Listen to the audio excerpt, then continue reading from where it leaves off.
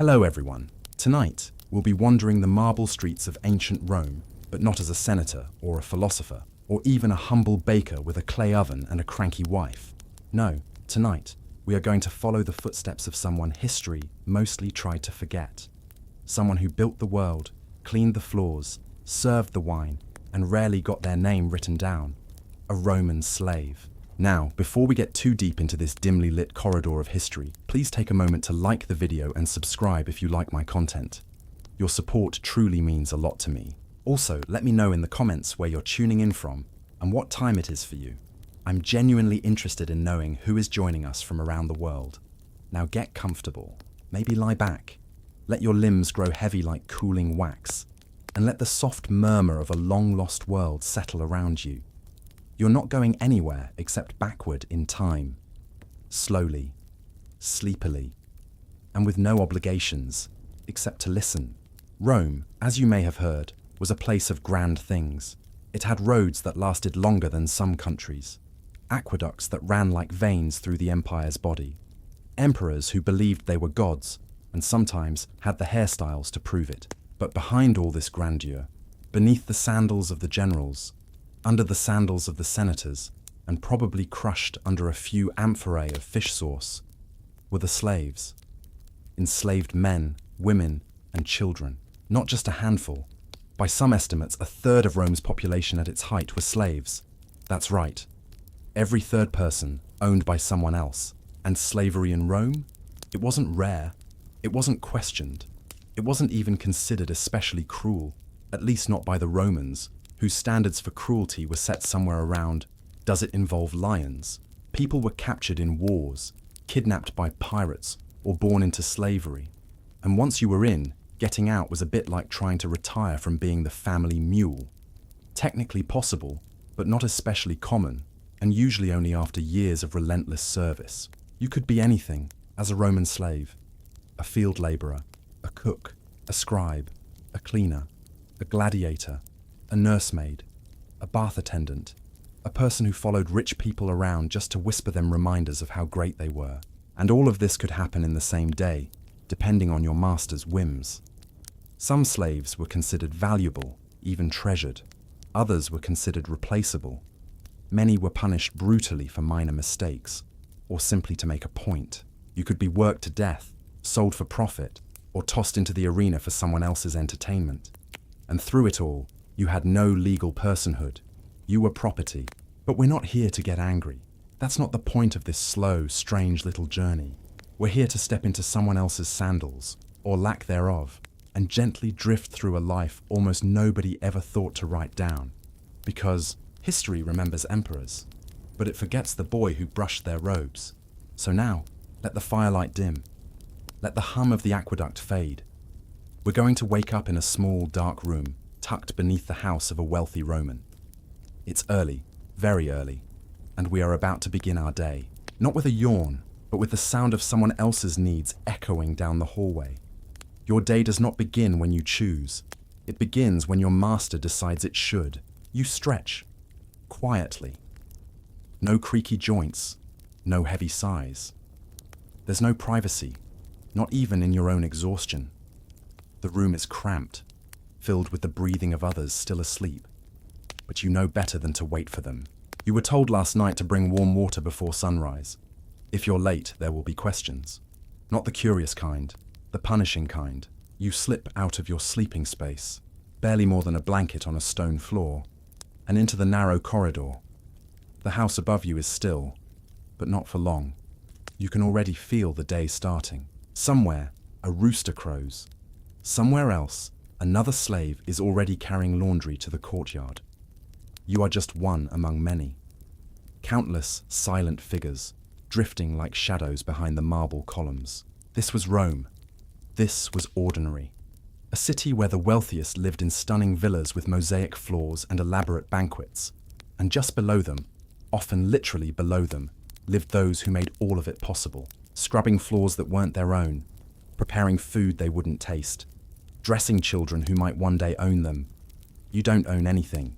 Not your body, not your time, not your future. And yet, somehow, you carry on. You have to. Because even in the smallest corner of the empire, life finds a way to continue. There are tiny victories, a crust of bread saved from the table, a brief moment of laughter with another slave, a kind word from someone who usually doesn't look at you at all. It's not much, but it's something. A flicker of human warmth in a system designed to deny it. So now, we begin. You've found the water jar, heavy and awkward in your arms. You move quietly through the atrium, careful not to wake anyone before they expect to be woken. There will be orders, chores, maybe punishment, maybe a long walk to the market, or a longer day on the estate. But right now, for just this moment, it's quiet. Let's follow you through the day, through the smells, the noise, the aching work, and the strange little kindnesses that somehow sneak through the cracks. Let's walk behind the curtain of Roman power into the lives of the invisible hands that built it. Let go of your world. And now, gently, quietly, let's wake up in theirs. The morning doesn't come gently. It never does. Not here. Not for you. There is no soft bed, no warm blanket, no feathered pillow beneath your head. Just the scratch of straw poking through a worn cloth sack and the stiff ache of sleeping on stone. The smell of mildew, sweat, and something sour hangs in the air, clinging to every corner of the room like a second skin. You are not alone in this place. Far from it. Around you, bodies shift and breathe and snore in restless rhythm.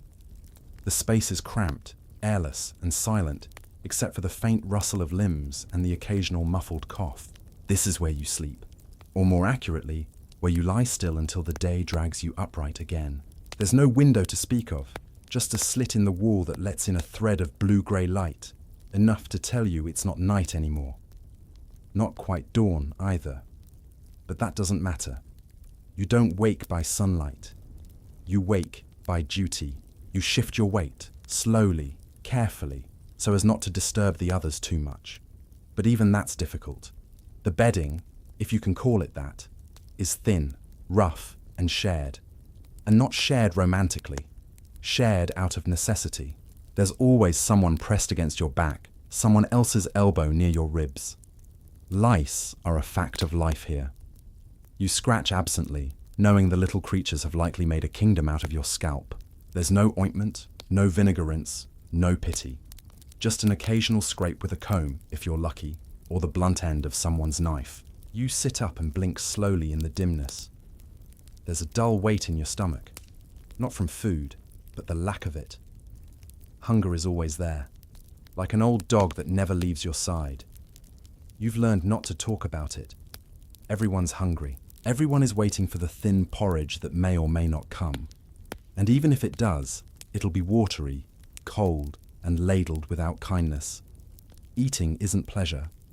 It's something to keep you upright. There's no time to stretch. No time to shake off the stiffness or rub your eyes with leisure. The day is already moving. Somewhere above, footsteps echo on the stone floor of the villa. Masters rising. That means you're already late. The others stir, wordlessly pulling themselves upright, blinking in silence, dragging feet toward the door. There's no privacy. You sleep, dress, and sometimes relieve yourself in the same general area, depending on the generosity of your master. If you need to wash, you wait for the courtyard basin. If you're lucky, the water hasn't been emptied yet. If you're very lucky, no one has spat in it. You reach for the same tunic you wore yesterday. It's coarse, brownish, and smells of old sweat. It's the only one you have. Clothes are rarely washed, unless they absolutely must be, and usually not by you. You tie it around your waist with a fraying rope and run a hand through your hair. No time to fix anything, just enough to look vaguely prepared. You don't want to give anyone a reason to notice you, because being noticed is not a good thing. The villa is already buzzing.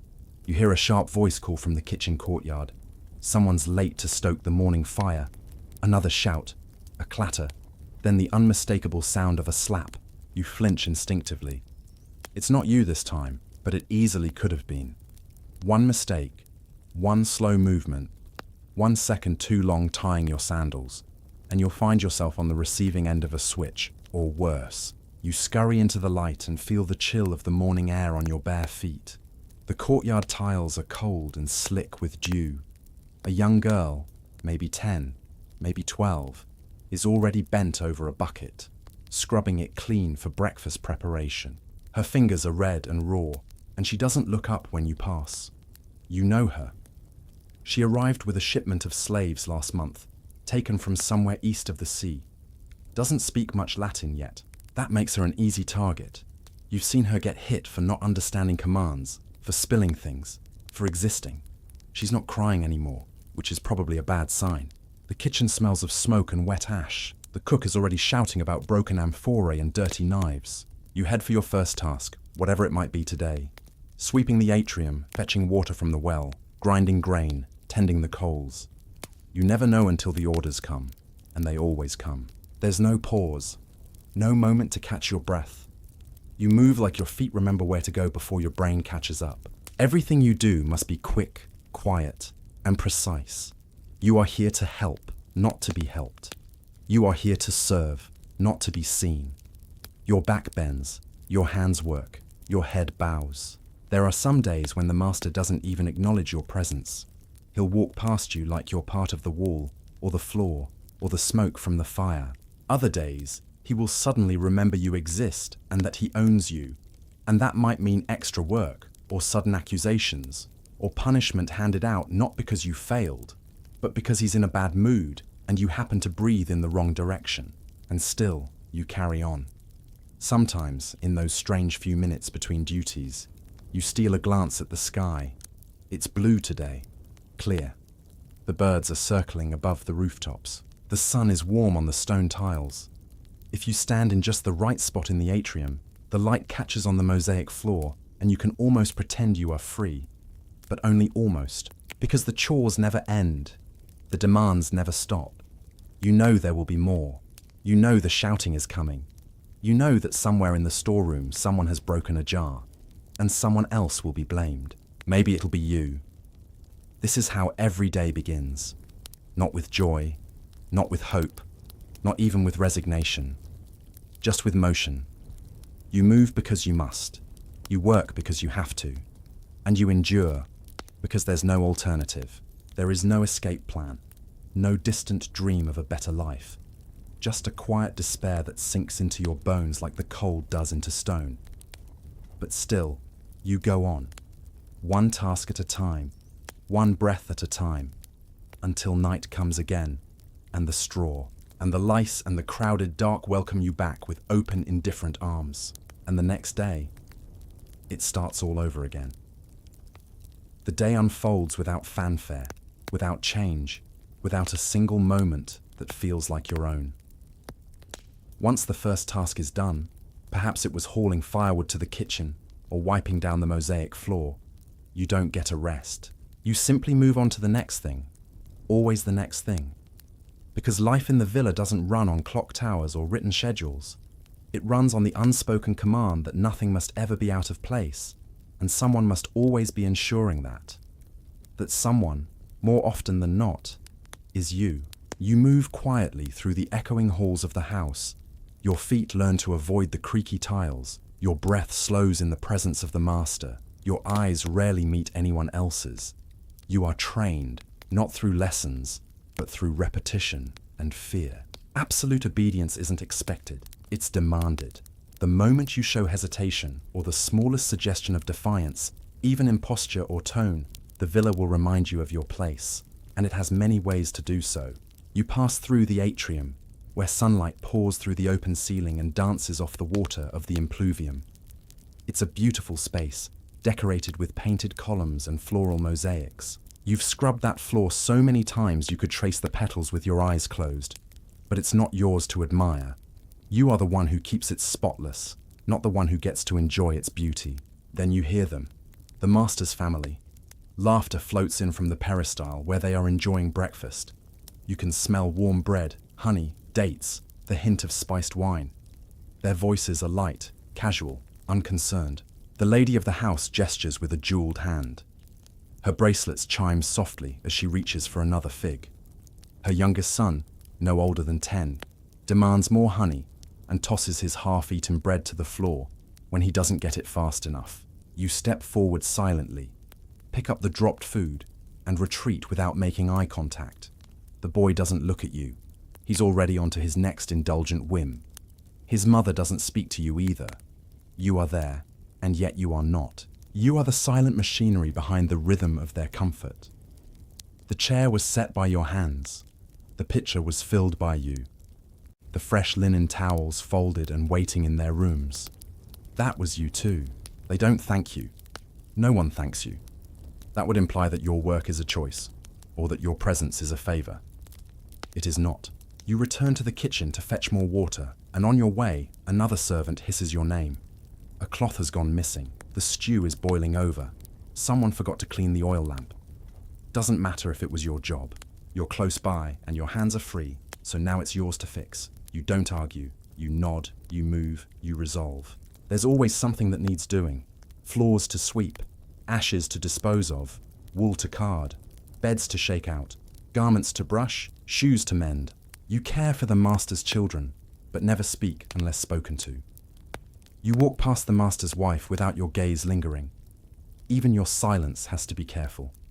A badly timed breath, a sigh, a look of tiredness. Any of these could be mistaken for insolence, and insolence has a price. You've seen punishments dealt out like sneezes, quick, without warning, and with little regard for whether they're earned. A young woman once dropped a plate during lunch. It shattered. She froze. No time to explain that the dish had a crack before it even reached her hands. The master rose calmly, took his cane, and struck her across the back. Not violently, not in rage, just methodically, as if correcting a chair that wobbled. She didn't cry. Not until later. Not until the courtyard was empty, and only the kitchen boy and the garden slave remained. Even then, she didn't sob. Just a single tear, wiped away before anyone could say anything. There are worse punishments, of course. Some slaves are sent to the countryside, away from the city villas and into the fields. There, the work breaks bodies. There, the beatings are not measured. No wine, no mosaics, no fig trees to clip or marble to dust. Just sun, mud, and the endless ache of picking olives or digging ditches. And then there's the arena. Everyone knows someone who was sent there. You don't speak of the arena. Instead, you speak in gestures. A glance to warn a fellow slave that the master's mood is dark today. A subtle touch on the shoulder to say thank you when you hand off a chore. An elbow nudge in the kitchen to say, move faster. Words are dangerous. Overheard by the wrong person, they become your undoing. So you learn to communicate like ghosts, present but invisible. You sweep the hall. The tiles gleam. You carry a basin of warm water to the master's room. You wash his feet, if he asks. You rub oil into his sore shoulder, if he beckons. You clean the vomit of his drunken guests without flinching. The work never ends, but it also never changes. And in that repetition, something inside you begins to dull. Not break, just dull. Like a blade that's been used to cut bread for too many years. Still useful, but no longer sharp. You are seen constantly, but acknowledged never. You become part of the furniture, a fixture of the household. If you do your job well, you're ignored. If you falter, you're a problem. The better you serve, the more you disappear.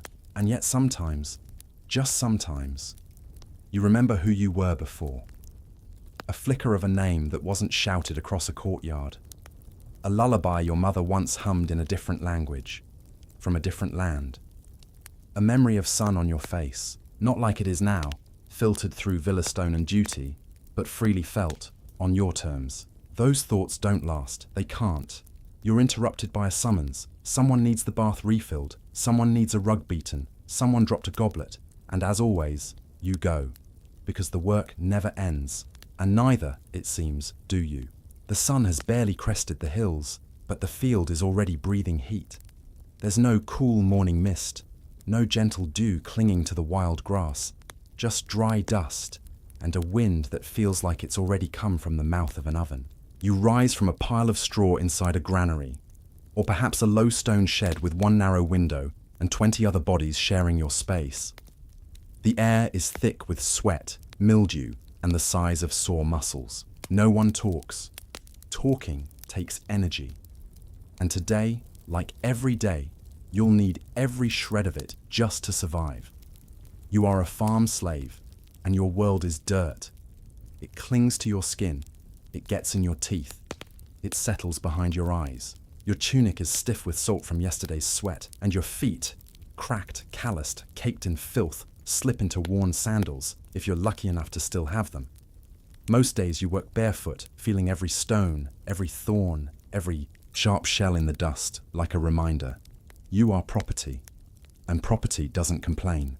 The day begins with the voice of the overseer, not a gentle voice, not a reasonable one, just a bark, a grunt, a whip snapping through the silence. That's your breakfast bell. Sometimes there's a bit of barley porridge to start the day. Thin, grey, and unseasoned. Often it's just water, stale, lukewarm, and carried in a cracked jug that's seen better centuries. You line up with the others, faces blank, eyes sunken. Some of them are chained together, not because they've done anything wrong, but because it's easier that way. You walk to the fields in a file, each of you already wilting in the sun that will burn you to leather by noon. The tools are crude. A wooden hoe, a sickle so dull it tears more than it cuts, a plough that squeals with rust. You are expected to plant, dig, reap, thresh, whatever the season demands. And it always demands something. The Roman calendar doesn't care about your blisters. If it's time to sow grain, you sow. If it's time to harvest olives, you climb trees and twist your shoulders out of place. If the grapes are ripe, you pick, crush, and haul barrel after barrel. While the master talks about vintages, he'll brag about at dinner parties you will never see. The overseer walks up and down the lines. He doesn't speak much. When he does, it's either to insult or to threaten. His whip is not ornamental. It kisses backs, shoulders, legs, wherever it finds sluggish movement or an excuse. No breaks are granted unless your limbs stop working entirely. And even then, you might just be dragged to the side and left until you start breathing properly again. Water is scarce. Sometimes it's hours before you get a sip. The sun burns through your scalp and your thoughts, leaving you dull and half hallucinating by midday. You tie a cloth around your head if you have one, or tear a bit from your tunic to keep the sun from peeling your skin. It works, but barely. By late afternoon, your limbs are rubber. You move more from habit than will. You have learned not to stop, not because of motivation, but because stopping hurts more than going on. The overseer notices when you stop. The sun does not. You return to your shed in the evening. The day's labor lingers in your muscles like weights tied to your bones. You smell of everything the field gave you: dust, sweat, fertilizer, blood. There's a meal waiting, maybe. A bit of coarse bread, a handful of dried peas. If the master's house had a feast, maybe you get a bone, a sliver of meat. You don't look anyone in the eye while you eat. You just chew and hope it stays down. You sleep shoulder to shoulder with others like you. There is no privacy, no quiet, just the rustle of limbs and the occasional cough that reminds you someone here won't make it through the winter or the week. You try not to care, but you still do. The seasons decide your pain. Spring is planting. Your back aches from bending over furrows all day. Summer is brutal sun, blistered hands, and flies that never leave you alone. Autumn means harvest, carrying loads that warp your spine. Winter is cold, miserably cold. The shed leaks, the blankets are thin, and your fingers never truly feel warm, even when the fire is lit, if there is a fire. Sometimes you dream. Not big dreams, just small ones. A day without pain, a clean shirt, a night with enough bread, or the smallest kindness, someone handing you water before you collapse. But even those dreams stay dreams, because the truth is, you will never be free. A good harvest might mean fewer beatings. Might. If the yields are high, the overseer smiles more and strikes less. But no one talks about freedom. It's a word that doesn't belong here. Not in the fields, not in the granary, not in the cracked hands of those who feed the empire and are repaid with nothing but more work. You hear rumors now and then. That a slave in the city earned their freedom after decades of service. That someone else ran away and wasn't caught. You nod when you hear it, maybe even smile. But you don't believe it.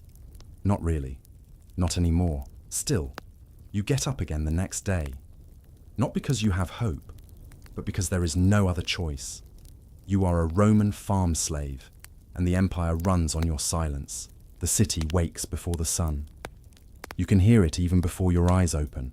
The clatter of carts over stone, the distant barks of street vendors rehearsing their cries, the creak of shutters being unlatched above the narrow alleys. You're already late. Of course, there's no bell or rooster just for you, no gentle call to rise. The rhythm of the city is your only clock, and it has no mercy for those who lag behind. You sleep, if you can call it that, in a corner of your master's workshop, curled behind crates, wrapped in a thin cloak you found discarded weeks ago. You share the space with mice, mold, and a fellow slave who snores like an offended goat. There's no bedding, only stone, and no privacy, only obligation. You rise and start your day in silence. There's no time for talk, no breakfast. Your stomach is already rumbling as you throw the strap of a water jug over your shoulder and prepare for another journey through the city. Rome, Capua, Pompeii. It doesn't matter where.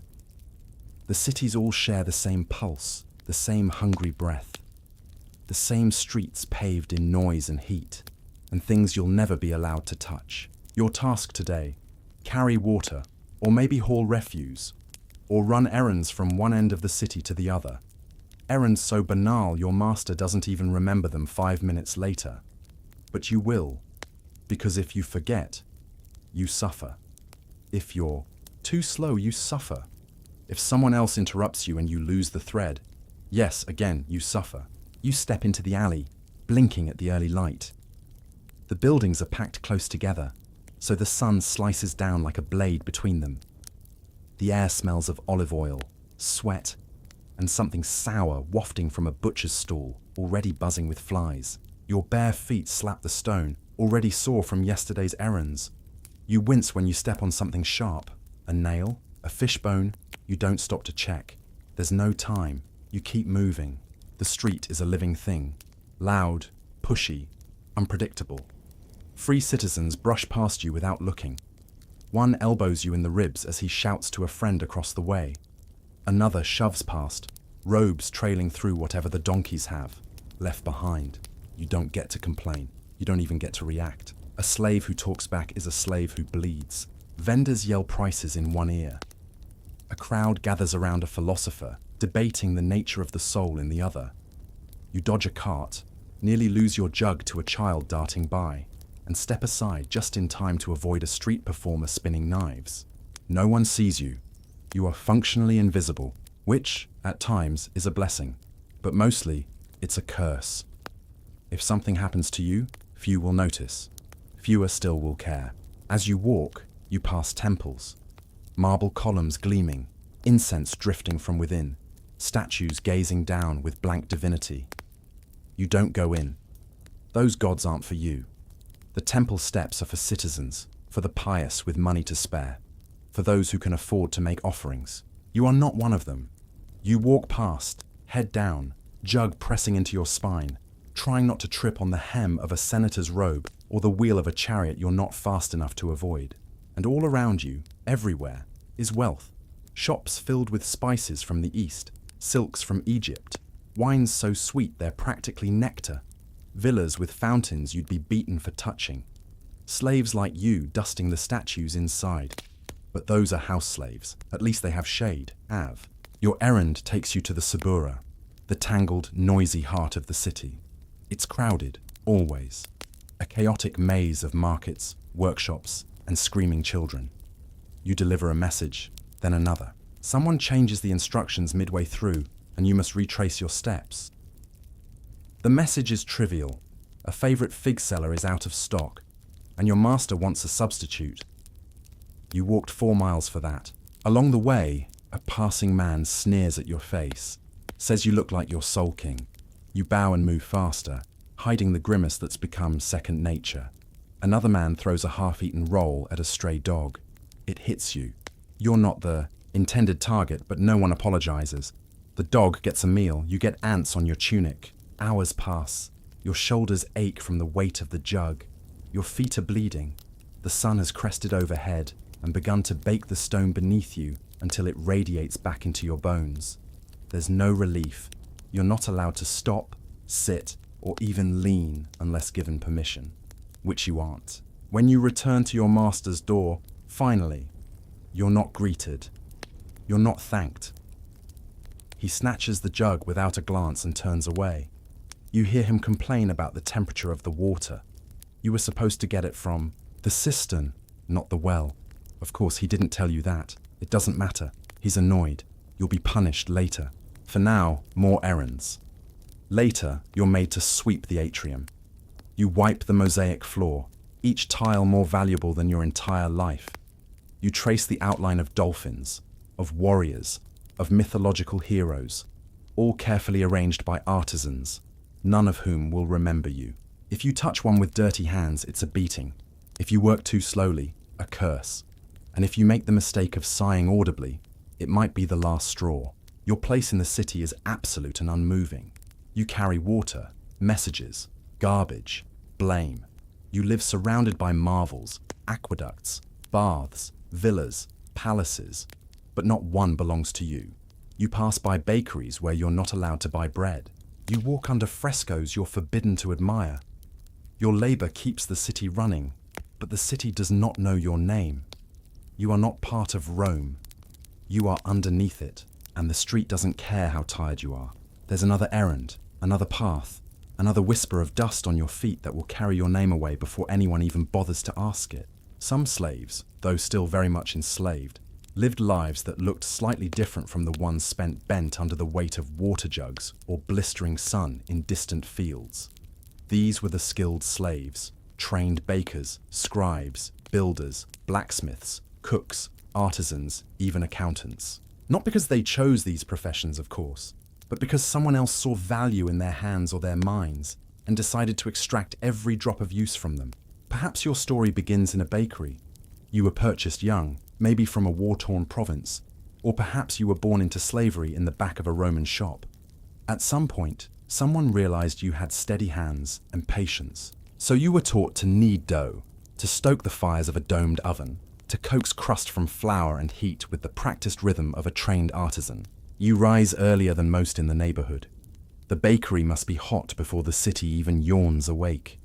You mix barley flour, the coarse kind, and a little wheat if your master is feeling generous. There's no time to snack. The bread you shape will feed Roman citizens, not you. You work in flour-dusted silence, the heat licking your cheeks, soot collecting in the corners of your eyes. A Roman noble might wander in later and compliment the rustic charm of the loaves. He'll never ask who baked them. And if you make a mistake, if the dough sours or the crust cracks, it's not a matter of refund or replacement. It's a matter of punishment. Your skill does not belong to you. It belongs to your master. You are the tool, not the tradesman. The more skilled you are, the more useful your captivity becomes. Or maybe you work in stone. Across the empire, slaves carved the roads and aqueducts that connected everything from the farthest outpost in Gaul to the bustling center of Rome. You wake at dawn to join a line of others, bound not by chains on your ankles, but by the unspoken iron of expectation. You carry limestone blocks, hammer and chisel in hand, sweat already pouring down your back before the sun has crested the hills. You help erect arches, lay roads so straight they seem to laugh at the landscape, and haul mortar buckets heavier than some full-grown men. And when the project is done, when the bridge is passed over or the aqueduct finally carries water to the public fountains, a ceremony might be held. A senator may cut a ribbon. Citizens will cheer. Your name will not be mentioned. You'll already be on to the next site, the next stone, the next scar. If you're in a workshop, you might craft fine jewelry, or bronze fittings, or blown glass. Your hands may be calloused from hours of shaping, polishing, perfecting. Some masters even train slaves as potters, cobblers, or leatherworkers. Their shops fill with finely made goods, and their purses fill with coin. You never touch a denarius, not one that you can keep. You might see it, hold it, count it. You might even balance the accounts, but spend it? Never. In fact, You might be one of the highly trained numerarii, slaves who served as bookkeepers and financial clerks. You keep the ledgers, calculate taxes, manage inventories of grain or amphorae. You know the inner workings of a Roman estate, better than its owner does. And still, your own earnings amount to little more than the daily scraps you're allotted. The irony is bitter and unrelenting. The more you learn, the more you contribute, the less visible you become. Skill is a collar made of bronze instead of rope, but it's a collar all the same. A master who has invested time in your training sees you not as more human, but as more valuable, a living asset. One whose obedience is measured in talent rather than silence. Sometimes, a particularly skilled slave might be allowed to keep a portion of his earnings, a peculium, a sort of savings account held by the master. With enough luck and years, you might buy your freedom, but that's rare, and the journey there is long and steep, full of pitfalls and false hopes. For most, peculium is like a carrot dangled just out of reach, enough to keep you obedient, rarely enough to bring you real choice. Imagine then, working in a great villa's kitchen. You roast ducks with honey, prepare dormice stuffed with nuts and herbs, plate olives and dates for the reclining masters. You know the tastes of the entire household. Who prefers more garum? Who wants figs peeled just so? Your dishes are praised at feasts, your flavors replicated across the neighborhood. And yet when the guests toast to the meal, they toast to the host. Your contribution is as invisible as the ash you swept from the hearth this morning. And of course, there's risk in being skilled. With higher value comes higher scrutiny. If you were a baker and the oven caught fire, even if it wasn't your fault, the blame would fall on you. If you were a blacksmith and the nails bent, wrong, your back might bear the consequence. There's no room for error, even less for explanation. But perhaps the cruelest fate is the slave who teaches. You might have been educated before your enslavement, captured in war, sold by debt, passed from province to province. Now you serve as a pedagogue, teaching Roman children to read, recite, calculate. You drill Latin grammar into their yawning mouths. Teach them the speeches of Cicero, the wisdom of the Stoics. You might even quote poetry, but none of it is yours. Your mind is borrowed. Your lessons are not your legacy. They are theirs. And while they sleep in cushioned beds, you return to your cell. You curl on straw, sore from standing, from bending over parchment, from holding back your frustration. You taught them how to think. They will never ask you what you think. Because in Rome, your usefulness is not a path to freedom. It is a justification for keeping you. You are too valuable to lose, too trained to be let go, too important to be human. And so you rise again tomorrow, hands as skilled as any citizen's, mind as sharp, heart as aching. You craft, you build, you teach. And still, your name is not carved in stone. Only the column you built is. Now, let's shift the sand beneath our feet and step into the sandals of a different kind of slave. One who lives not in the shadows of a villa or the sweat of a kitchen, but in the roar of the arena. You are a gladiator, owned, trained, and exhibited like a prized weapon. Your flesh is entertainment, your fear is part of the ticket price, and your only hope is that today you don't die too quickly. It began, as it always does, with someone else's decision.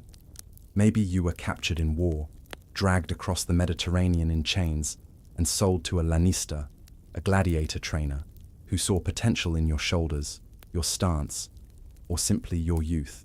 Maybe you were born into slavery, raised rough and strong, and chosen for the games because your master wanted profit or amusement.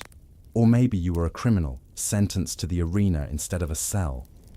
But once you arrived, all paths led to the same place, the ludus, the training school. Life in the ludus is strict, painful, and short. Your bed is a cot in a cell you share with others. You sleep beside men with broken noses, jagged scars, haunted eyes. In the mornings you wake before the sun rises over the practice yard, and then it begins. The drills. You are marched outside, half-armored, barefoot, into dust that never settles. Your first hours are spent in silence, running laps around the field, then practicing footwork with a weighted wooden sword. Your muscles burn from repetition. Your lungs ache, but there's no stopping, no complaining. Every misstep might be your last if it happens on the arena floor. You learn not only how to fight, but how to perform. Your movements must be precise, your hits controlled. You fight different styles, as a Murmillo with a heavy shield and short sword, or as a Thrax, dancing with curved blades and light armor. The trainers, some ex-gladiators themselves, bark orders and strike with sticks when you falter.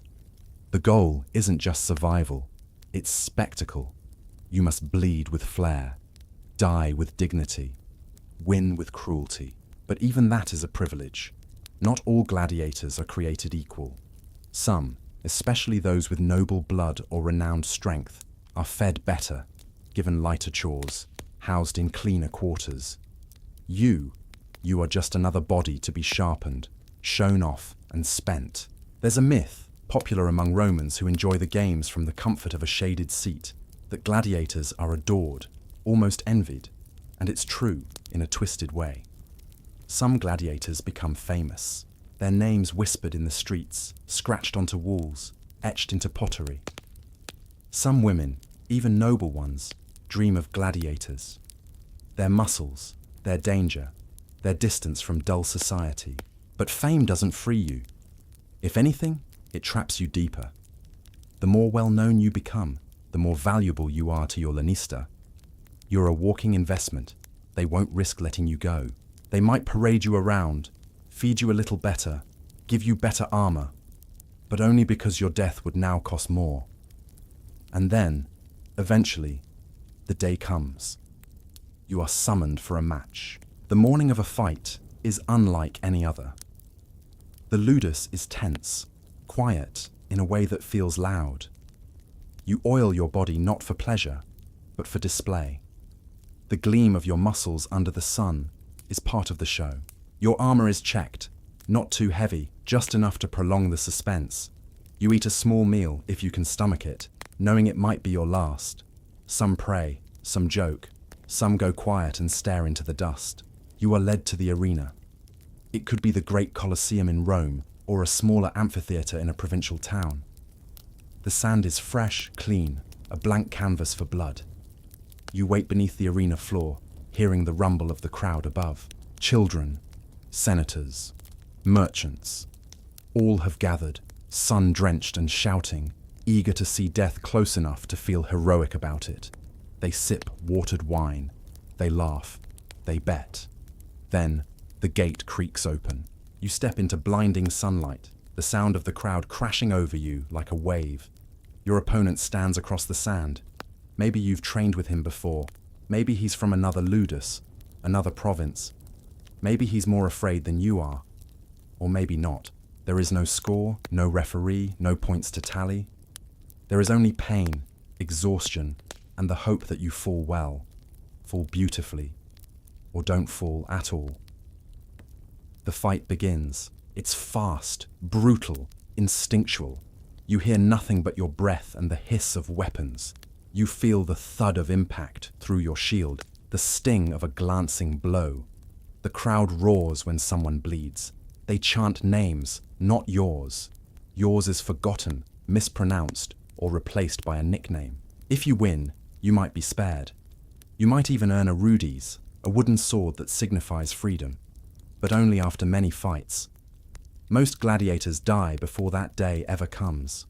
Their bodies dragged away, the sand raked smooth, as if nothing happened. If you lose, it depends. If the crowd is merciful or bored, they might signal for your life to be spared. If not, you wait for the editor's thumb, up or down, life or death. Sometimes mercy is granted, but mercy is rare, and even if you survive, the wounds linger. Infection, broken bones, the slow death of repeated trauma. You return to the ludus with new scars, fewer friends, and the knowledge that the next time might be your last. That night, while the city sleeps, you lie on your back, staring at the wooden ceiling. Your ribs ache, your fingers tremble. You hear snores from the next cell, or sobs. You know the crowd has moved on. They've returned to their villas, their gossip, their wine. You are entertainment, not memory. And yet you rise tomorrow, because there's no choice. You train again. You fight again.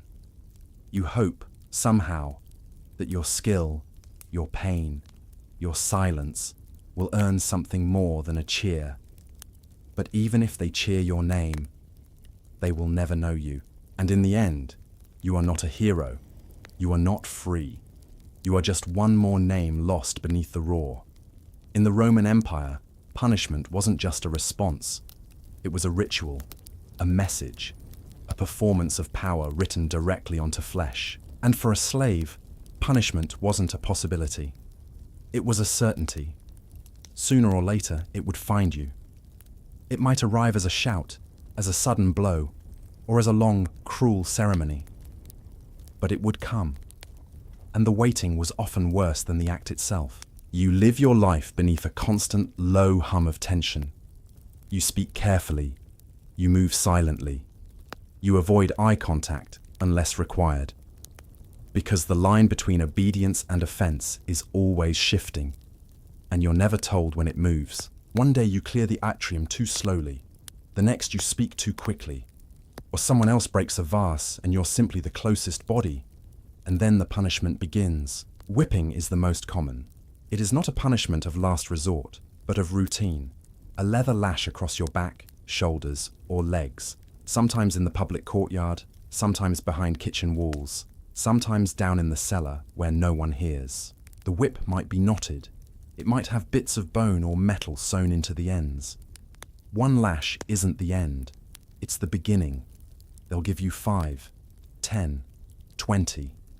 More if they're angry. More if they're bored. There is no ceremony, no trial, no appeal. Branding is worse. Run away. And if they catch you, and they usually do, your punishment won't be just pain. It will be permanent. They bring out the iron, heat it in the coals until it glows. Sometimes you're made to kneel first. Sometimes you're tied to a post. And sometimes you're just dragged into it, mid-task, your hands still wet from laundry or flour. You scream, or you don't. Either way, the punishment continues. Your skin breaks. Blood mingles with sweat. And when it's over, you go back to work.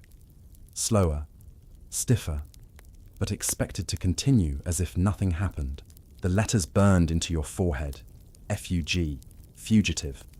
A mark that never fades. A label that announces to every Roman that you tried to escape and failed. You are now less than a slave.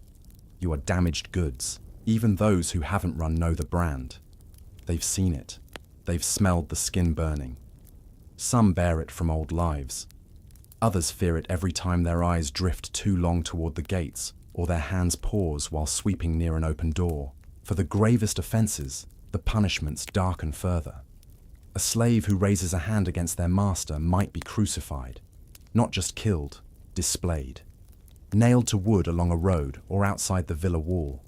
A warning in sun-bleached skin and twisted limbs. Crucifixion is slow, hours, sometimes days.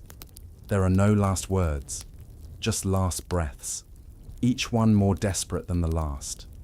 And sometimes you don't need to act at all.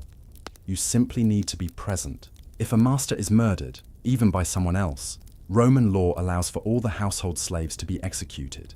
Every cook, every scribe, every stable boy. Guilt by location. You might spend your last hours begging for a mercy Rome no longer knows how to give. But most punishments are not so final. Some are quieter, more humiliating.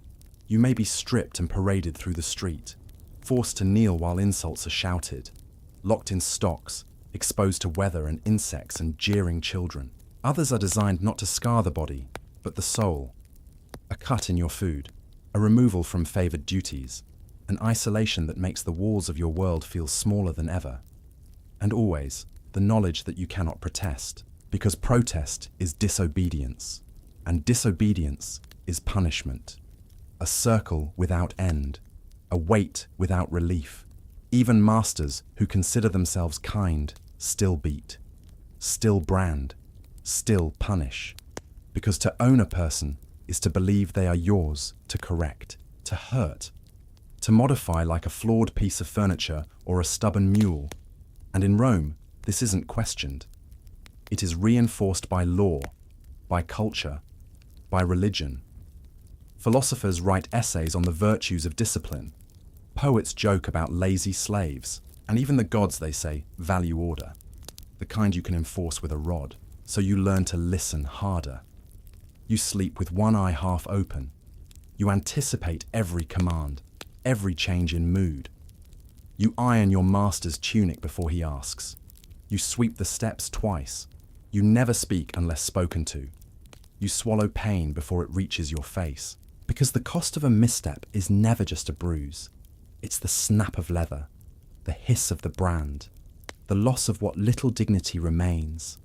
It's the slow healing of a cut that might infect, the quiet rage that festers in the mind, the reminder that you are property, not just in law, but in pain. Even in public, this fear walks beside you.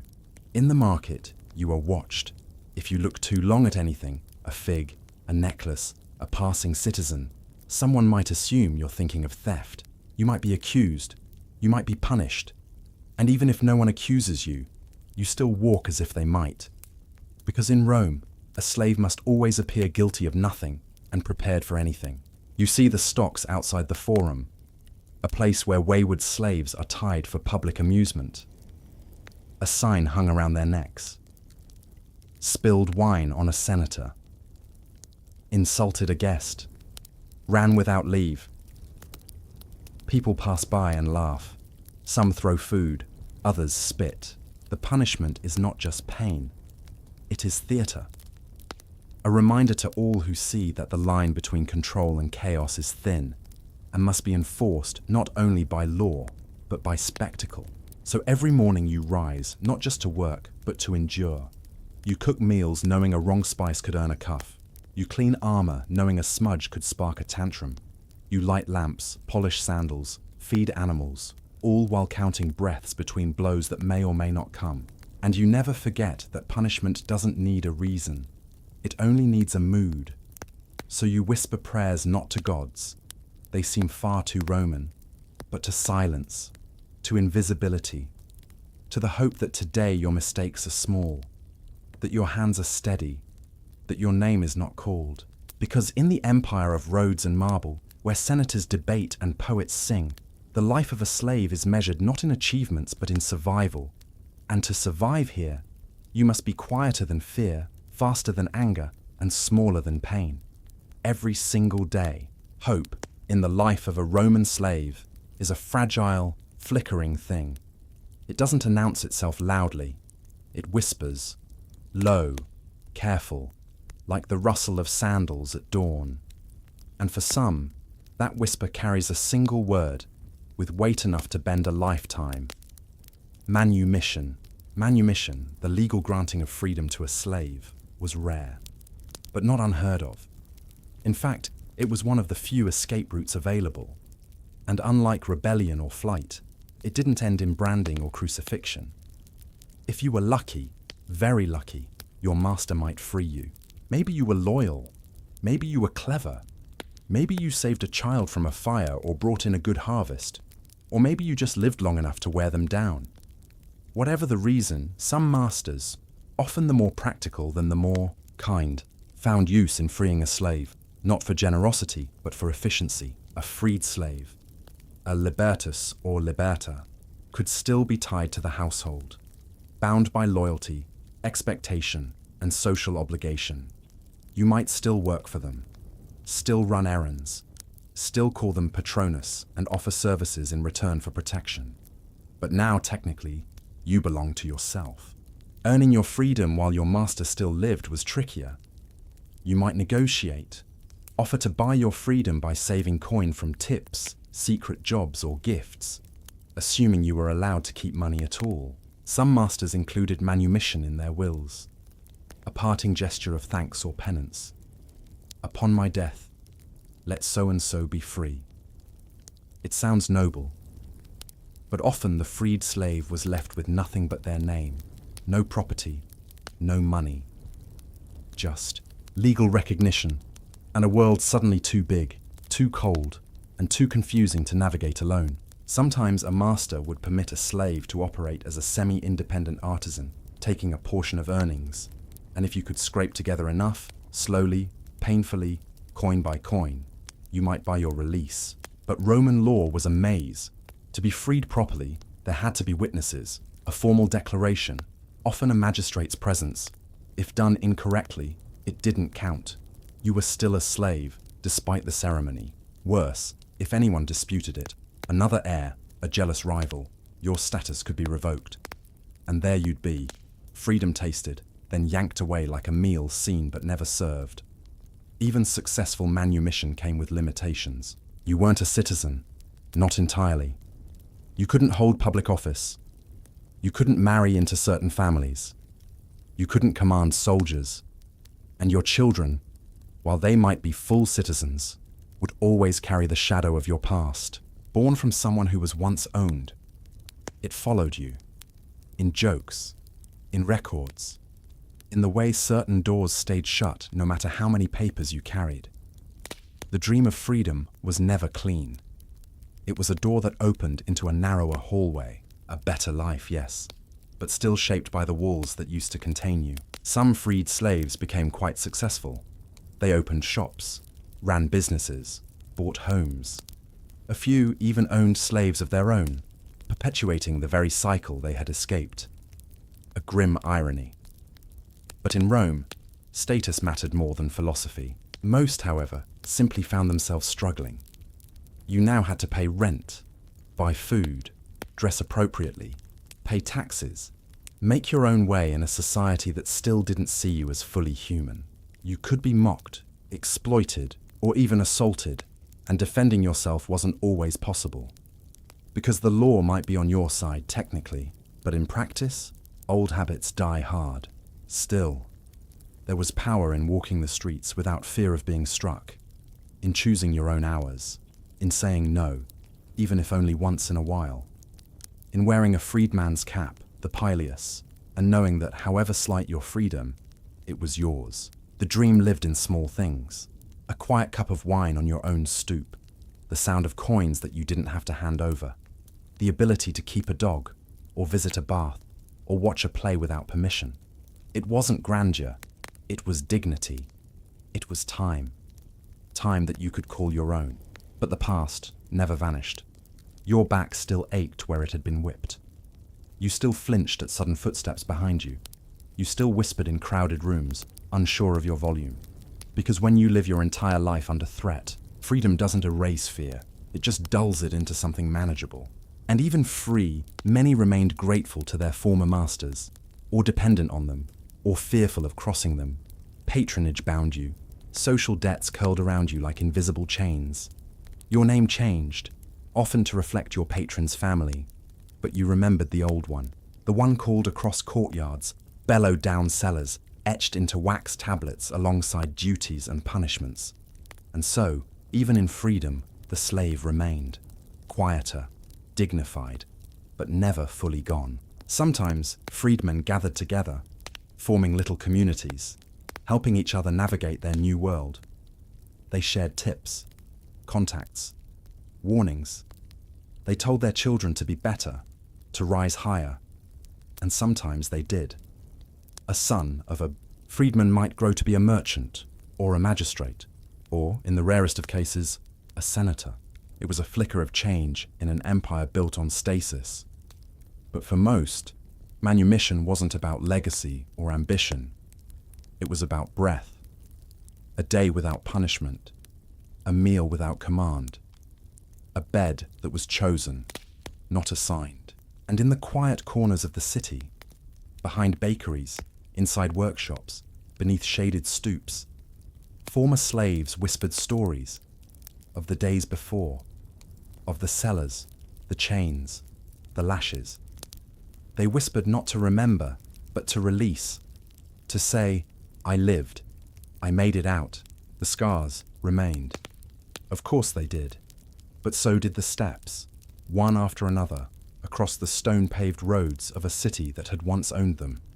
Manumission didn't grant joy, but it granted a name, a home, a morning without orders, And sometimes that was enough. Night falls on the Roman Empire not with silence, but with a hum. The faint din of distant taverns, the rhythmic splash of water at the fountains, and the dull crackling of oil lamps burning down in villas and insula. But here, in the slave quarters, night brings something heavier. Not rest, but a slower kind of burden. You return to your corner, if you're lucky enough to have one. It might be a cramped space in a cellar beneath the kitchen, the ceiling low, the walls damp. Or perhaps it's a communal room off the back of a stable, where the straw under your mat still smells faintly of goat and urine. The bedding is straw-stuffed and shared, always shared. Fleas too, and lice, and the warmth of other bodies packed close like logs against a winter fire. The wooden beams above you creak as your master's family moves about, their day still ending in comfort. Wine, laughter, warm food. You can smell it faintly as it wafts down through the cracks in the floorboards. The scent curls around, your own hunger teasing your belly that never quite stops grumbling. They eat. You dream of eating. Around you, the other slaves settle in. There is little talk. Words cost energy, and there isn't much left. Just the occasional whisper about an aching arm, a bad blister, the overseer's foul mood. Sometimes someone speaks of escape, not plans exactly, but the shape of the idea. Where would you go? What would you do? And how long before they caught you? No one answers. They just breathe, quietly, because no one really believes they'll make it. Rome is wide, the world is cruel, and a slave's brand never fades. Not from the skin and not from the mind. If you do speak of dreams, they're not the kind poets write. You speak of small things, shoes that fit, a meal that fills, a day without shouting, a moment to sit in the sun without being called for something. Even that feels far away, a kind of fantasy barely worth saying aloud. Some pray, to the household gods if you're allowed, or to the foreign ones brought from home whose names only you remember. Names whispered through generations, now barely louder than a breath. You might pray for strength, for health, for the child you haven't seen in years, for the master to forget your name tomorrow, or simply for sleep. Others stare upward, not because there's anything to see, just rafters and spiders, but because it's easier than closing your eyes, easier than dreaming. When you close your eyes, things come back. The lash, the cellar, the screams of a friend dragged away for something you didn't even understand. You remember your mother, or maybe your child, or the river near your home before Rome turned it red with conquest. And then someone sobs. Softly. Always softly. Not enough to be noticed. Not enough to draw the wrong kind of attention. But loud enough for the rest to hear. And no one says a word. Because everyone here has sobbed like that. And they know that. Sometimes the worst part of this life is simply surviving it. One coughs in his sleep, deep and wet. Another scratches at their arms, the bite still fresh. The air is thick, hard to breathe, shared by too many lungs and too little space. Someone shifts in their sleep, jostling you, but you don't complain. You can't. This is life, not the worst day, just another one. Outside, a dog barks. Somewhere, a carriage clatters over cobblestone, carrying people who've never carried anything but their own robes. The moonlight filters in through a narrow slit of a window, just enough to cast pale lines across the floor. They look almost like the bars of a cell. Fitting, really. You lie still. Your body aches. Your hands are calloused and cracked. Your knees sore from scrubbing, lifting, kneeling. Your shoulders tight from hauling amphorae. Your feet blistered from miles walked barefoot on sun-baked roads. But worse than the body is the soul. Not that Rome believes you have one. Not really. The philosophers argue about that. Whether a slave is fully human. Whether your suffering counts. Whether your pain is real in the same way theirs is. But you already know. You know because it hurts, not just in the bones. In the quiet places too. There's no promise that tomorrow will be better. There's only the certainty that it will come, and you will rise before the sun again. You will wash someone else's clothes, cook someone else's food, raise someone else's child. You will kneel, bow, run, carry, sweep, sew, and serve, while pretending not to notice the eyes that never see you. But for now, in this moment, you are allowed one thing: stillness. No overseer, no order, just breath. Just quiet. That's when it happens. Not always, but sometimes. You remember who you were, before the collar, before the brand. A son, a daughter, a weaver, a singer, a person. It slips in, like wind through a crack in the wall. A memory with no sharp edges. A feeling, almost forgotten, and then it's gone. Sleep comes slowly. It has to. Your body is too sore to drift easily, but eventually you give in. You let the numbness take over. You allow your limbs to forget how they hurt. You let the hum of other sleepers, the shuffles, the sighs, lull you into whatever rest you can find. And in the last moments before sleep, you wonder what freedom might feel like. Not the legal kind, the real kind. The kind where no one owns your silence. And as your breath steadies and your eyes close, you don't dream of palaces or gold. You dream of being left alone. And for a Roman slave, that might be the sweetest dream of all. The morning finds you again, as it always does. Earlier than everyone else, colder than comfort allows, and already behind. You are a slave, but not of a household, not of a merchant, not even of a cruel vineyard overseer. You are property of something larger, more indifferent, and somehow more suffocating. The Roman state. The empire itself owns your breath, your bones, your hours. And unlike a master who might glance your way or bark a command, the state doesn't even acknowledge your presence. You're a gear in a machine too vast to comprehend, turning without pause, grinding through centuries. Today your task is roadwork. Tomorrow it might be plumbing a sewer. Yesterday you were hauling stone for a public bathhouse you'll never be allowed to use. You do not choose. You are assigned. Sometimes with a wooden token bearing a symbol you can't read. You follow where you're told, no matter how far, and you work until you can't. There is no whip today, just a taskmaster with a staff and a face. Like cracked marble, he doesn't need to strike you to remind you of your place. His presence is enough. He paces while you dig, or chisel, or carry, watching with the eyes of someone who no longer sees the difference between a slave and a shovel. You wonder if he ever did. The road you're building stretches across the countryside, flat, straight, eternal, or it feels that way, made of packed sand and stone and sweat, lined by deep ditches and edged with milestones. It will be used by soldiers, merchants, messengers, free, men on horseback carrying scrolls of law or sacks of coin. It will outlive you, perhaps even your children, should they be born into the same chains. And yet, it bears no mark of your hand. Not a name, not a carving, not a single chipped signature to say, I was here. I built this, because you weren't here. Not in the way Rome sees it. There are hundreds of you, maybe more. Some assigned to quarrying, some to laying mortar, others to dragging enormous paving stones on splintered wooden sleds. Your hands bleed, your back buckles, your knees ache. Your sandals are scraps.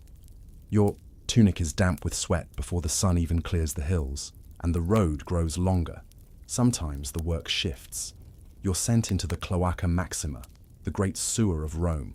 A wonder of engineering, they say, a marvel of drainage and design. But you don't see a marvel, you see darkness, muck up to your shins, the stink of centuries settling into your hair, your mouth, your lungs. You work by torchlight, shoulder deep in filth, clearing blockages for people who don't even know your name. They flush their waste away and never once think of the person who made that possible. Or maybe it's the aqueducts. Towering arches stretching like skeletal fingers across the land, carrying water from distant springs to the cities. Pure, clean, cold water. You carry the bricks, lift the beams, hammer the stones. You labor under. The weight of arches so tall, you have to crane your neck to see the top. You're drenched, not in that fresh water, but in sweat and dust. And when it's done, when the fountains begin to pour into marble basins, you'll stand behind the crowds and watch children splash in the water you helped deliver, without ever being allowed to touch it yourself. You are state-owned, which means you don't belong to one man. You belong to everyone, and no one. You might be traded between departments like a tool, 1 month hauling lumber for the Navy, another patching statues for a temple, another chiseling names into stone memorials, names that are never yours. You don't belong in history. You're simply part of the infrastructure, not a person, a solution. Your meals are taken in large, low-ceilinged rooms, gruel, beans, barley, maybe a slice of pickled fish if the supplier was feeling generous. You sit shoulder to shoulder with others, all in the same faded tunics, all hunched over bowls, all chewing quietly. You don't talk much. There's nothing new to say. Everyone's tired. Everyone hurts. At night, if there's time, you wash in a communal basin, scraping dirt from your skin with dull stridles. Sometimes you laugh if someone makes a joke. Sometimes someone sings. But the songs are always short. No one wants to be noticed. No, one wants to seem spirited. That's the kind of thing that gets assigned double shifts. There are moments, though, strange ones, when you catch yourself looking at what you've built. The curve of a bridge, the sweep of a dome, the symmetry of a tiled floor. And for just a breath, you feel proud. Then you remember that it doesn't belong to you. It never did. Even the statues, the gods in gleaming marble, the emperors with their stern brows and outstretched hands, they stand above you, gazing into a horizon you'll never reach. You polish their pedestals, sweep their steps, light the incense at their feet. You bow before them, not out of devotion, but duty, and they stare past you, as silent as the empire itself. You are not anonymous because you chose to be. You are anonymous because that is the role Rome gave you. You are the mortar between the bricks, the voice that never echoed, the footstep that never made a sound. But without you, the baths don't fill, the roads don't stretch, the temples don't gleam, the empire doesn't stand. You are invisible, but you are everywhere. In the Roman Empire, childhood, at least the kind filled with games, learning, and warmth, was a privilege. For the children of slaves, it was a myth. There were no toys, no lullabies passed from parent to child in safety, no cherished bedtime stories or careless days spent in play. If you were born into slavery, your life didn't begin with discovery. It began with debt, and it belonged from your first breath to someone else. The moment a child of a slave entered the world, their status was not questioned. It was inherited. They were born into bondage as surely as they were born with limbs or lungs. There were no papers, no trials, no judgment to determine their place. They were born slaves because their mother was one. It was that simple and that cruel. From the very beginning, their lives were shaped by need. Not their own needs, but the needs of others, of the master, of the household, of the state. If you could walk, you could carry. If you could listen, you could obey. If you could speak, you could be punished for speaking at the wrong time. Childhood was not a protected time. It was an early apprenticeship in survival. Their days began early, just like everyone else's, before the sun rose, before the air turned hot. A bucket here, a broom there, a small pair of hands wiping the same floors trod by senators in sandals, sweeping dust that never seemed to end. Sometimes they were sent to help in the kitchens, fetching firewood, stirring pots, crushing herbs with stones bigger than their fists. Other times they worked in the garden, pulling weeds, scattering seeds, keeping pace with adults who barely noticed them. There was no school. Unless the child was exceptionally lucky or particularly useful to an educated master, they would never learn to read. Letters belonged to the elite. Even when slave children were literate, their knowledge wasn't for their own benefit. It was a tool, a sharpened skill to be used for the profit of someone else. A child might learn to write receipts, to calculate taxes, to read inventories, but never to read poetry. never to read history, not their own, and certainly not the empire's. Their play, if any, was the quiet mimicry of adults, pretending to clean, pretending to serve.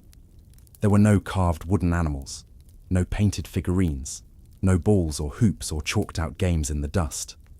Laughter was rare. When it did happen, it was cautious, quick, eyes darting to make sure no one was near, because too much joy could be seen as disrespect. And children, after all, were not allowed the luxury of disrespect. Their clothing was simple, a rough tunic, sometimes too large or too small. Shoes, if they had them, were passed down, worn thin, patched, cracked. They ate what the others left. Crumbs of bread, bits of porridge, vegetable scraps. Meat was for the table, not the servants. Hunger, like obedience, was a constant companion. Their beds were often made of straw, shared with others, infested sometimes with lice or fleas.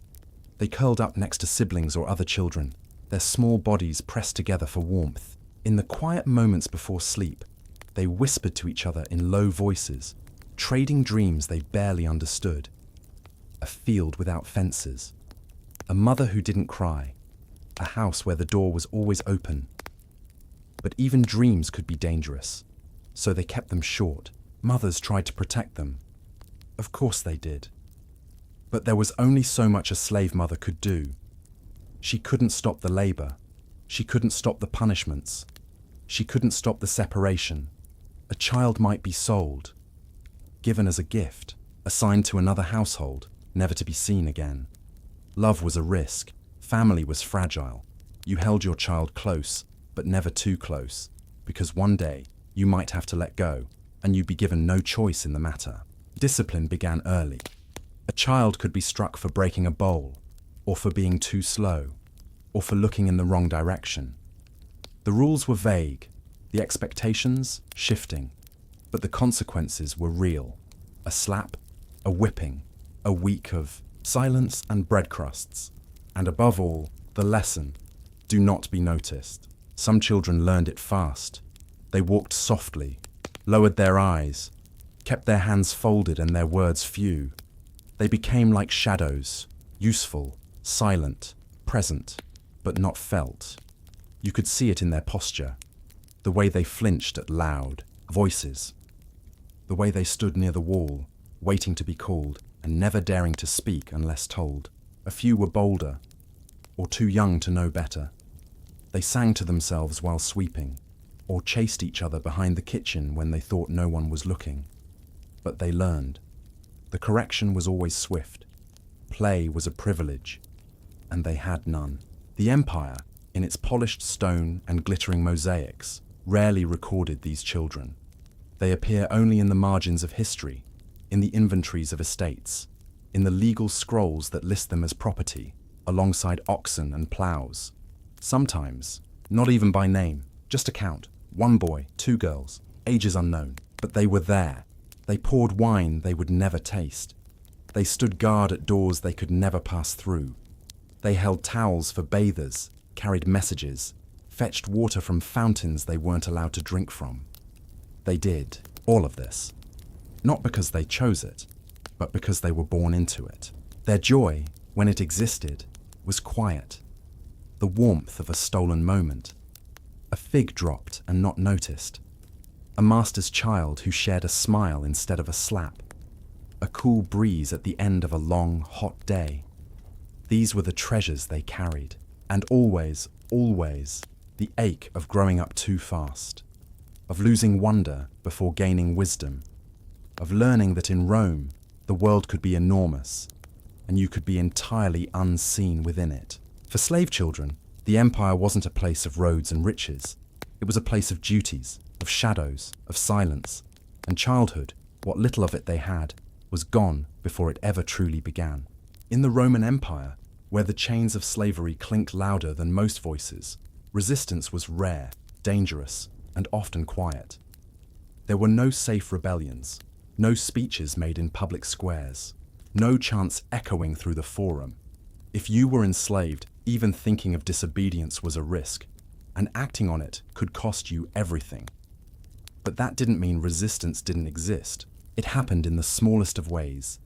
A dish dropped just a little too hard, a step taken just a little too slow, a job done with deliberate clumsiness. These weren't acts of revolution, not by themselves, but they were choices. And in a life, with few choices, even the smallest act of control mattered. A cup of wine spilled. Was it an accident or something more?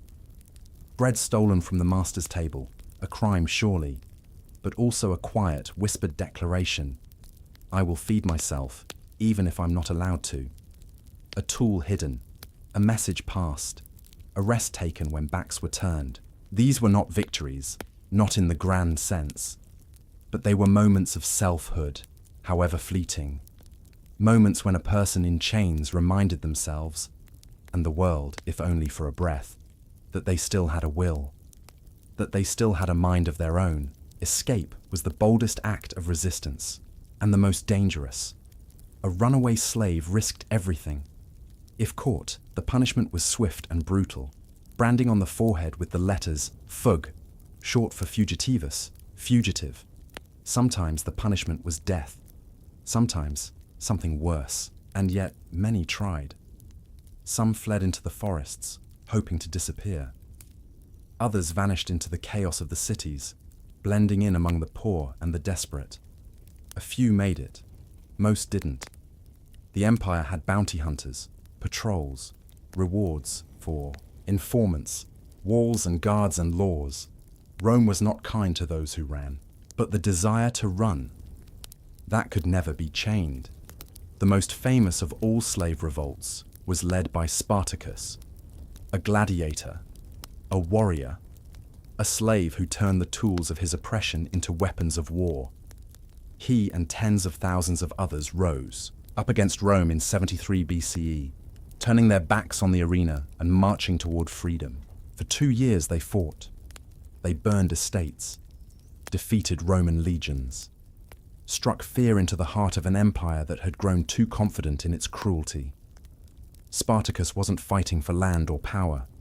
He was fighting for the chance to be a man again, to decide his fate and not have it dictated to him. But Rome responded with its usual clarity, overwhelming force. The rebellion was crushed. Spartacus was killed. 6,000 of his followers were crucified along the Appian Way, their bodies lining the road as a warning to every other slave. It worked. For a while. Because while the empire silenced the rebellion, it could never quite silence the memory of it.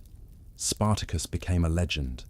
A whisper passed between shackled hands, a flicker of defiance in tired eyes. Still, most enslaved people didn't revolt. Not because they didn't want to, but because they knew the cost. Most resisted in quieter ways, in surviving, in singing under their breath, in teaching their children stories, in carving symbols onto stones behind the villa, in mourning their dead in the ways of their ancestors, even if the empire had forbidden it. To survive with dignity in a world that treated you as less than human. That, too, was a kind of rebellion. Imagine a slave in a kitchen, humming a tune from their homeland while stirring a pot. A mason humming that same melody while laying bricks in a Roman bath. A field worker whispering it to a child at night. That tune, that memory, is resistance. Others clung to older gods, household spirits, or the divine forces of the earth. Faith was not always a shield, but it could be a torch in the dark. And sometimes, resistance looked like something as small as a breath, because Rome tried to break not just bodies, but spirits. And yet, those spirits endured, in stolen minutes, in secret rituals, in languages whispered when the overseer was gone. Even religion became a vessel for resistance. Some slaves found hope in the strange new sect called Christianity, a belief in the equality of souls, in justice beyond this life, to wake up, to eat, to keep going, to hold on to some shred of self, even when everything was designed to erase you. That was resistance too. Rome was powerful, its reach vast, its punishments legendary. But for all its might, it never fully broke the people it tried to own. In the cracks of its grand marble statues, You can still hear the echoes of those who refused to be nothing. A moment of stillness at the end of the day. Sitting down before being told to. Lifting one's eyes to the horizon and imagining something else. Something better. A life not ruled by fear or forced labor.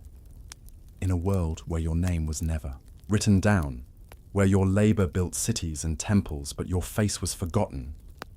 The very act of enduring was an act of defiance, not with fire, not with weapons, but with the quiet, steady refusal to disappear. A spilled drink, a half smile, a whispered song, a breath held, then released. Sometimes that's all it takes. Even in chains, the human spirit reaches for something higher, something beyond stone walls and shouted orders. In the Roman Empire, slaves may have had no rights, no property, no say in their own lives, but many still had gods, or at least the hope that gods were listening. Faith, for the enslaved, was a quiet thing. A whispered name before dawn, a gesture hidden beneath a tunic, a prayer mouthed when no one else was looking. Religion wasn't ceremony, not for them. It was survival. Something to hold on to when the rest of the world held only punishment.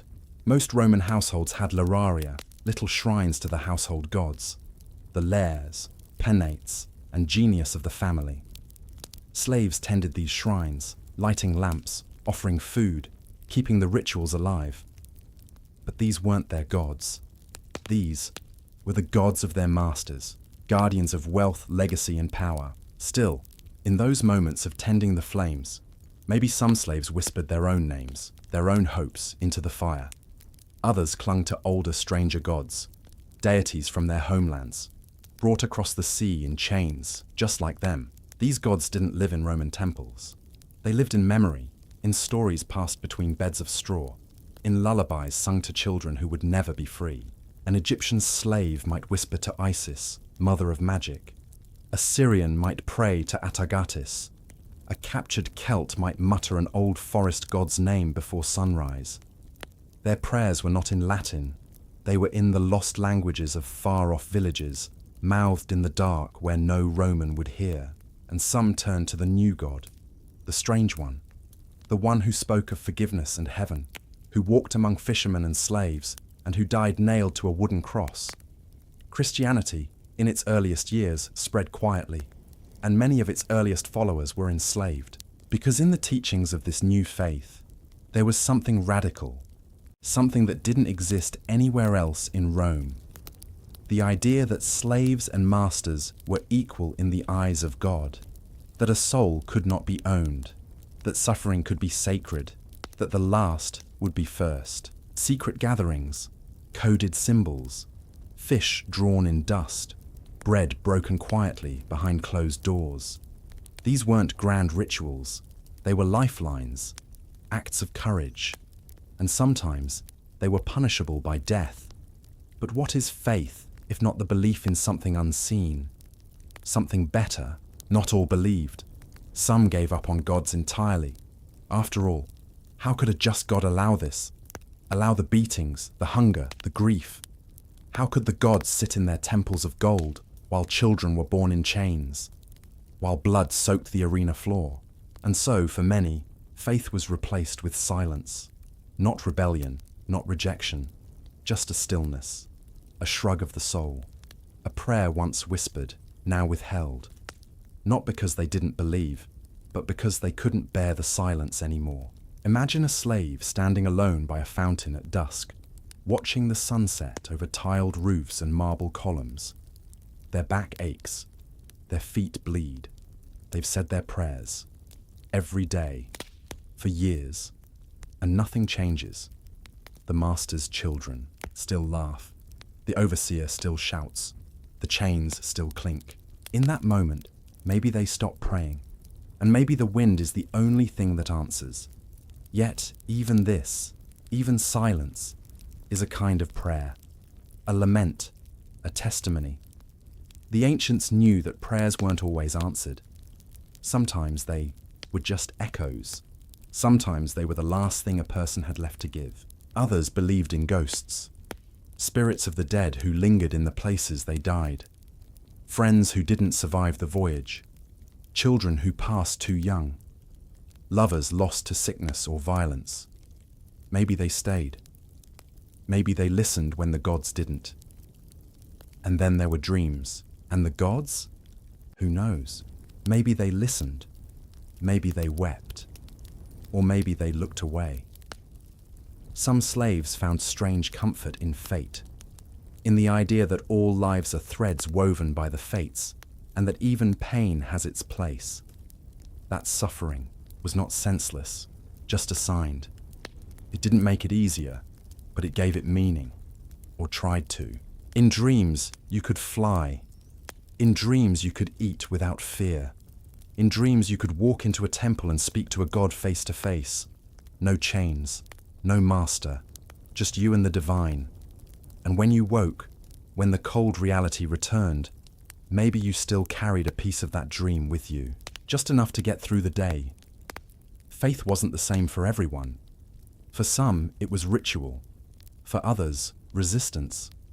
For others still, resignation.